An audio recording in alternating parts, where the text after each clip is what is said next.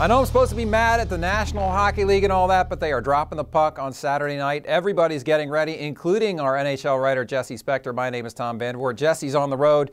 Just got back from Sabres practice in Buffalo. And Jesse, talk about the Sabres a little bit. What was your major takeaway from their practice yesterday? Well, they're still a team that looks like they're going to have some trouble scoring goals. They had an inter-squad game and 10,175 fans at the first Niagara Center in Buffalo, which was a pretty impressive turnout.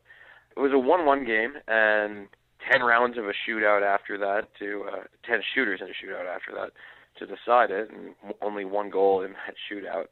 They're a team that has some offensive issues. They've got good goaltending with Ryan Miller and a pretty good defense led by Christian Ehrhoff. It was a good free agent signing last summer. They needed to bulk up some more in the goal scoring over the summer, but instead they just bulked up.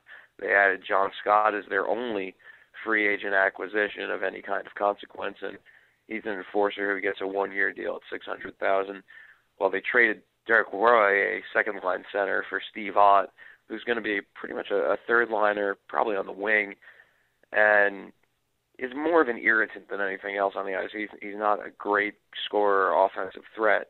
This is a team that finished 11th in the Eastern Conference last year in goals scored and missed the playoffs by 3 points. I think the challenge for them was pretty clear to get some more goal scoring in there. They didn't do it, and I think they're still a bubble team because they should have some better health this time around, even in a shorter season, but it's still, to me, very much a bubble team. Yeah, they finished strong last year, and I feel like they're kind of young down the middle with Cody Hodgson, Tyler Ennis. I mean, does it kind of rest on those guys' shoulders to step up and really have a big year as young guys in the league?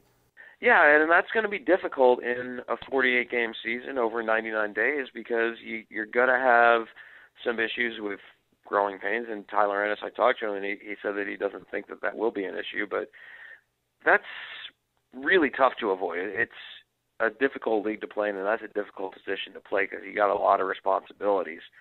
And you've got two guys on your top two lines that have played a combined 240 games in the league, and then Mikhail Grigorenko, a very talented Russian who they made their number one pick with the 12th spot overall in the last draft, is pretty good as well, and I think should make the team. It won't serve him particularly well to be on the third line, but that might be where they have to start him off. And they don't have a lot of depth from scoring on the wing, so it's a lot of responsibility for some very young centers.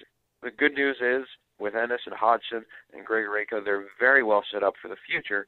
Problem is, Ryan Miller's 32 years old, so he's not getting any younger. And you're right in the middle of his prime now.